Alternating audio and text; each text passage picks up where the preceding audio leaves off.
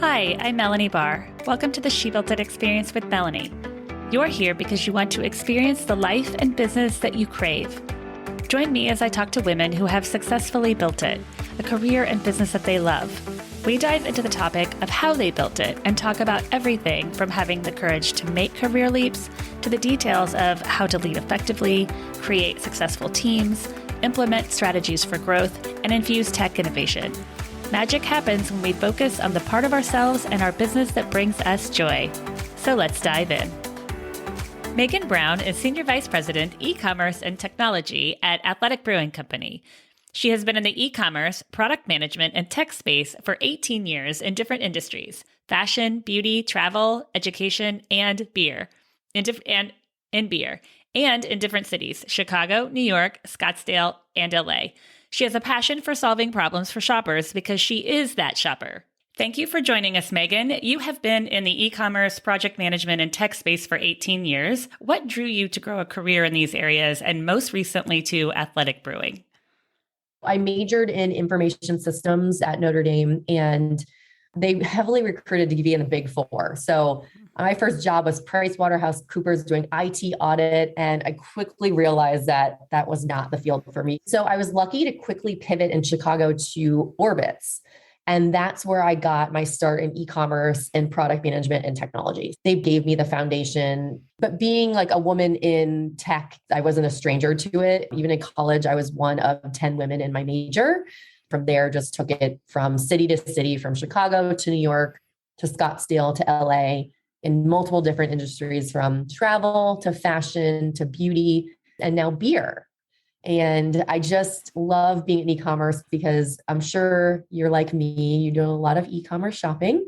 My husband says, are the boxes ever going to end? Showing up at the door? Right. Probably not. I know. It actually is my preferred shopping mode. I'm really not in stores very often. And so I picked a career path that I can identify with the shopper, right? So I am that shopper. I know what you'd want to see. I know how you'd want to check out. I know what marketing would get me to buy something. So I chose a path with my passion. And it seems like you went with the more social route. You left Pricewaterhouse, you went to Orbitz, which was probably more social, travel driven, and now non-alcoholic beer, which is very social. Yeah, that's a good point. I never really thought of it that way. Right after Chicago, I moved to New York City.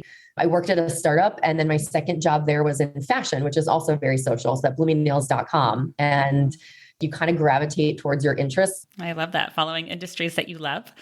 The founder of Athletic Brewing launched the company because he ordered a non-alcoholic beer that didn't taste good. In your opinion, how has Athletic Brewing changed beverage options for people and people who are serious about fitness? Oh, yeah. Great question. So I have actually worked some of the athletic booths at different events. One in particular was I flew to West Virginia for the Spartan race. And Athletic Brewing is one of the sponsors of Spartan in general. And so we had a tent set up and people could come over and taste the beers. I've chosen companies for the past 10 or so years that are also making a positive impact. And it really came through with Athletic. So people would stop by our tents and be like, "You literally saved my life." Athletic caters towards the people who have maybe kind of changed their ways with their relationship with alcohol, all the way up to people who want a healthier lifestyle and just don't want the hangover. They're training for an Ironman or a Spartan race and want to have a good workout the next day. But they didn't want to sacrifice being social and hanging out with their friends the night before, or just that taste of an ice cold beer. So it's really been changing people's lives, and we hear about it all of the time. They no longer have to give something up in their life. It's an addition. So they can do healthy things and eat organic food and train for races, and they don't have to sacrifice anymore. They can train for their races and also be social and have a beer that is amazing tasting beer without the alcohol. And I'm drinking Upside Dawn right now. So good. Awesome. And I love all the names: Run Wild, Free Wave, so fun. And coming out of COVID, scaling back on drinking has become a larger conversation in my world, at least recently. That's interesting that you say that. COVID was an interesting time for a lot of people. They do say that alcohol is recession proof. So as we're moving into this uncertain time, we've been reading a lot and in talking to a lot of people in the industry of like, Well, we did pretty well during COVID because it's something to get through the period of time that might be tough. There's two parts of athletic. There's the store sales, so people grabbing their six pack in store or at restaurants, and then there's e-commerce. So obviously our e-commerce channel exploded during the pandemic. And earlier this year, people started shifting into stores and restaurants, of course. I went to a conference recently called eTail West in San Diego with other prominent e-com retailers. And it was interesting because almost every other company said the same thing, where during the pandemic, e-commerce was known as the savior channel because e-commerce was literally saving companies. So because stores were shut down, people could order online, which means that some revenue was coming in the door. Now, e-commerce is seen as a necessary channel. So it's always going to be there to complement store or other types of purchases, but sales has definitely shifted. So that is definitely something that has changed, whether people are still drinking as much or have cut back because of the pandemic. It definitely has changed shopping behavior on where and how people purchase. And I think about you when I'm in Whole Foods and I see the Athletic Brewing stacked up by the registers. And I remember talking to my friends, I think beverage is recession proof, whether it's alcohol or non-alcohol. And I remember during COVID driving by Bevmo, packed parking lot, thinking, not a bad industry to be in. Right. It's a great industry to be in. It's also a little tricky on e-commerce sales. Beer isn't traditionally sold online. So there's many regulations. And so we are able to sell beer online to many states. We have a couple of restrictions on certain states, but it's a very big change in consumer behavior. And that's what I love about my job is solving problems. You're in the Whole Foods aisle, you're looking around for any beverage, you look over and you see Dasani water. Are you thinking in your head, oh, I should check out their website to see if I can order online? Probably not.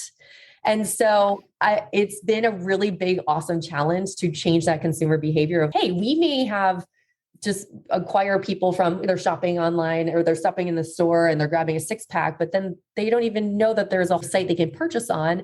And there's a bigger variety of beer online that's not in the store. So it's been a really interesting challenge to solve.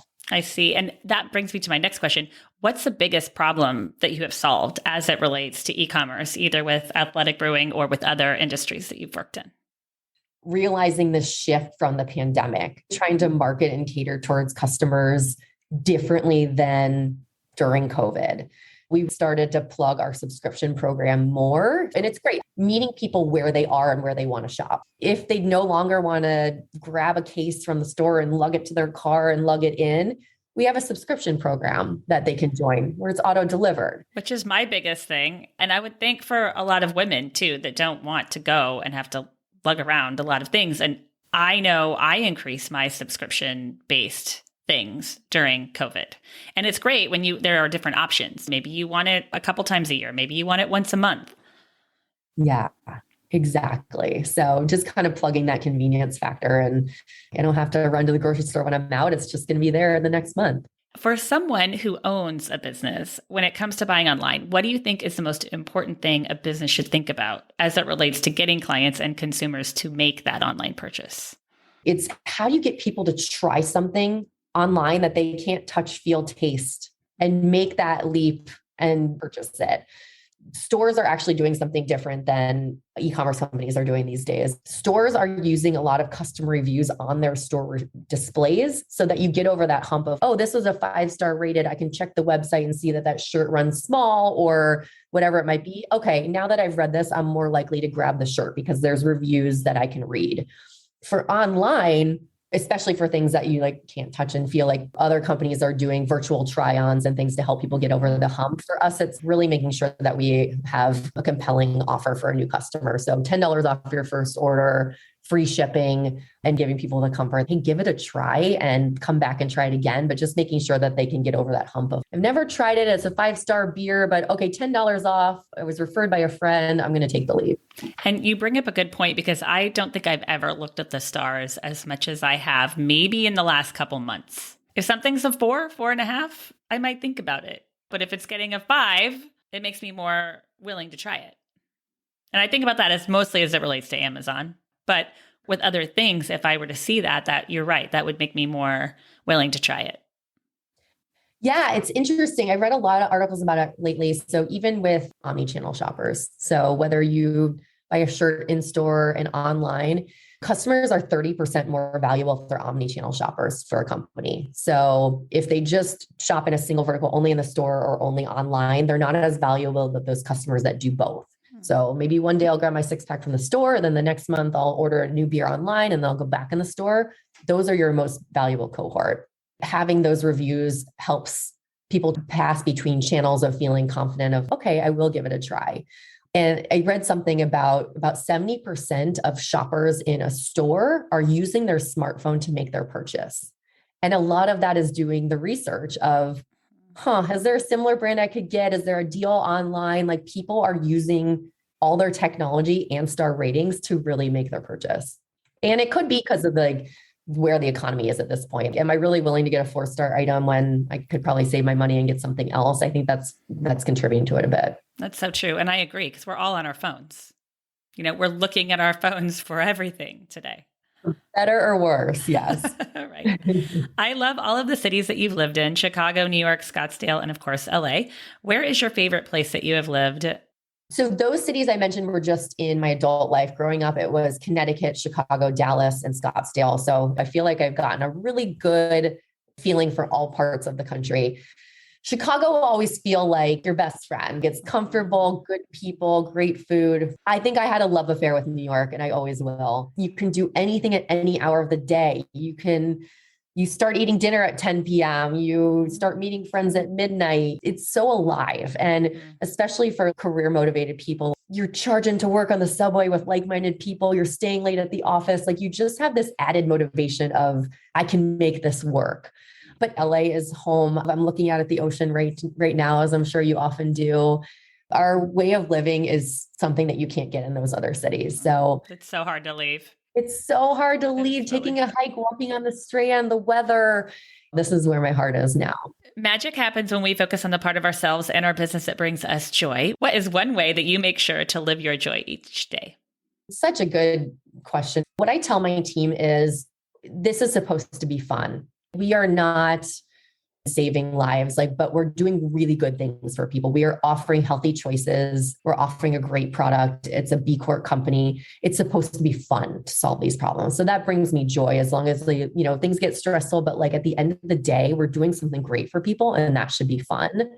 Another thing I'd say that brings me joy is I do something every year. It's a mandatory thing where I push myself to learn something new outside the business world. This helps me feel well-rounded. For instance, I took art history classes at NYU when I lived in New York. I took violin lessons in Scottsdale when I moved there. I took a bartending certification class in LA when I moved here because I was like, I've always wanted to learn how to make some drinks. And so that really brings me joy. If you're well-rounded outside of your career and the business world, that you have a better focus when you get to your 9 to 5. I'm fulfilled inside and outside of work. And for me, I need that brain learning component of something outside of my day-to-day. And that brings me joy. I love that you say that, because following our passions is so important. And you're right, it spills over into every other aspect of our life. It totally does. And it's something I tell my team too. I'm like, if you guys aren't fulfilling yourselves outside of work, you're not going to give work your all, and you're not going to be passionate. You're not going to be excited to come to work. So do what you need to do to come into work feeling like that. So if you need to take self-care and show up an hour late or leave an hour early, do that, because you're going to feel relaxed and rejuvenated and bring fresh ideas. And so I really encourage people to just come with a more well-rounded lifestyle. I love that you take that approach, that we're all human. We all need those times. Honestly, for me, that came from the pandemic too. We all learned some lessons from being locked down. And I think a lot of it was self-care, and maybe don't grind so hard on things that aren't going to be important in your life going forward. Absolutely. Thank you for bringing a non-alcoholic option to the world, and to Athletic Brewing also. So great to have those options. And it's been clear through our entire conversation that you did make the switch to follow your passions and to do things that are fun, even expressing to your team that it's important to have fun. So thank you for joining us today. Can you please tell our listeners how and where they can find you? Yes. Yeah. You can shop Athletic Brewing from your local grocery store. You can get us on Amazon, and you can also go shop online at athleticbrewing.com to get our limited time offering beers, which are delicious. Thank you for joining us today. I'd love to hear from you. Reach out to me at hello@shebuiltit.com, on our She Built It website, or at She Built It on social. Thank you to my editor, Rich Streffolino, who always makes us sound good. Until next time, let nothing stop you from experiencing the life and business that you crave.